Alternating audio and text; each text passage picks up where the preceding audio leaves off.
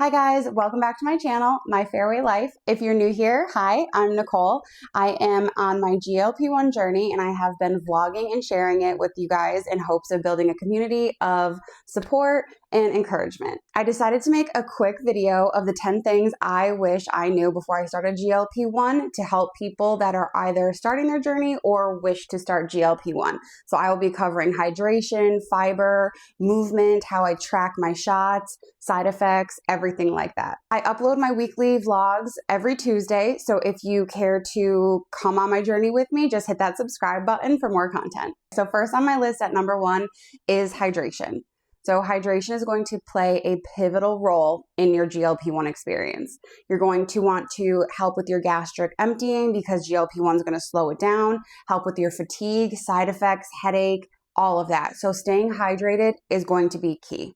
I personally aim for at least 100 ounces a day, and to mix it up just from plain water, I use element packets or like liquid IV, anything that has electrolytes to help keep your energy levels up. Number 2, and this one was very rough for me, was the experience of severe constipation. Yep. Constipation. So to combat constipation, I definitely recommend between 25 and 30 grams of fiber a day. That can be from supplements or it can be from food. So you can do like Dave's Killer Bread has a ton of fiber. I don't like carbs as much. So I take supplements. So I take Belly Welly. It's a protein or a powder that you put into your water, and I just drink that throughout the day. And that has been wonders on my digestive system. So within a couple hours of drinking my full Stanley, I'm good to go. So I definitely recommend a dietary fiber. Number 3 is extremely important. It's going to be eating small meals throughout the day. So when you're taking your GLP-1, especially for me to start, I was not hungry for the first 2 weeks, like at all. And it might be exciting because you're like, oh my gosh, I don't have like all that food noise, but you still have to eat small meals every single day to keep your energy levels up. So you can do little snacks throughout the day. You can do your meals, but cut them in half and spread them out every couple of hours. I just feel like that helps best with your energy levels throughout the day. So number 4 kind of aligns with number 3, and it's listening to your hunger cues. So for me, my hunger cues are shaking hands and dizziness, also headache. So when you're taking the GLP-1, it slows your gastric emptying. So you might not feel hungry, but your body still needs that intake to fuel itself. So I recommend having protein shakes, protein bars on hand, and just setting reminders to eat something every few hours, because once those symptoms come on, you're going to feel worse longer than if you were to just eat something in the meantime and then wait a little bit longer.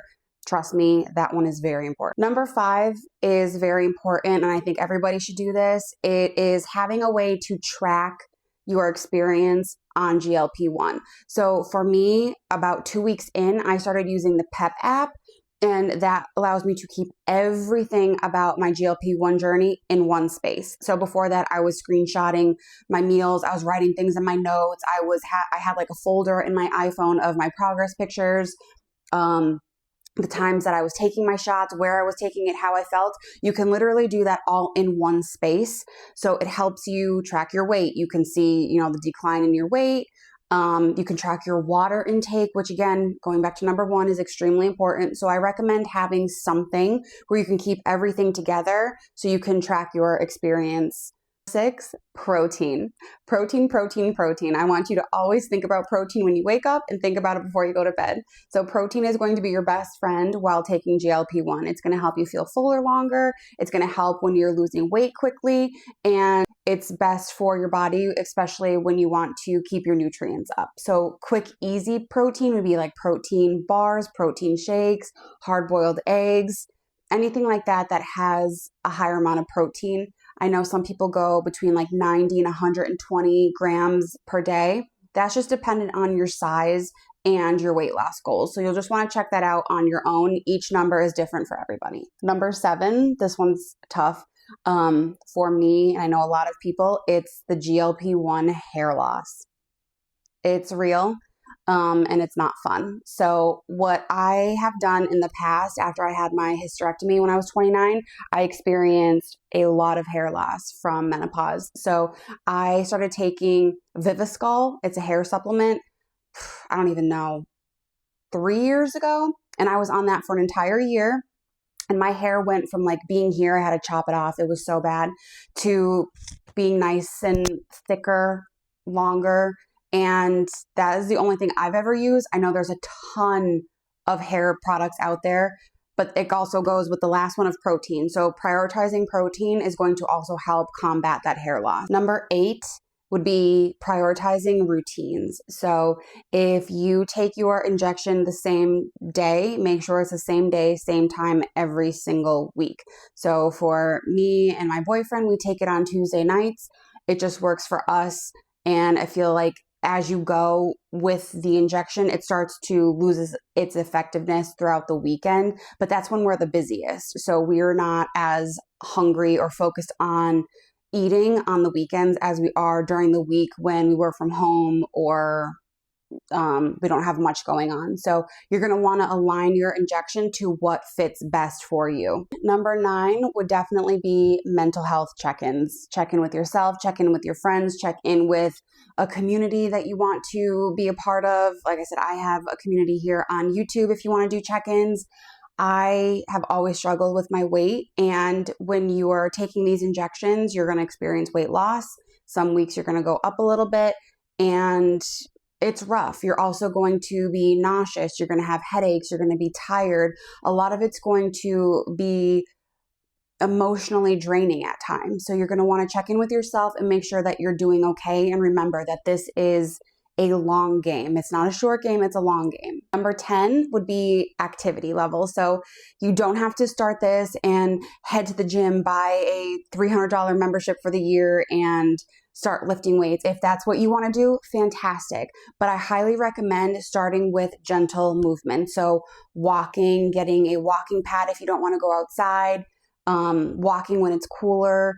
Anything that you can do moving your body is going to increase your energy levels and help with your digestion. So it's going to help the whole entire process. Trust me, movement is going to be key while on this journey. So those are my 10 essential tips for starting GLP-1. A couple of bonus things that I will add is definitely watch your carbonated beverages when you start.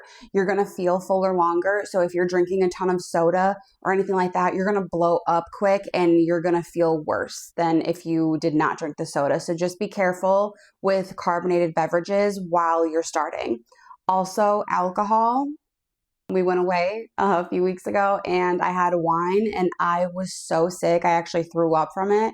And it's just because, again, your gastric emptying is so incredibly slow that it sat in my belly and had nowhere to go. So it came out the other way.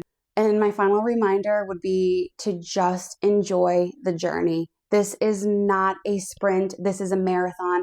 GLP-1 is not supposed to be this quick fix. It's supposed to give you time to learn healthy habits and have a way to have a healthy relationship with food, your body, all of it. So just be patient, be kind. I know it's easier said than done. You're going to have moments where you're not feeling the greatest and you're feeling discouraged. Trust me, I have been there. You can check my videos. I have almost cried.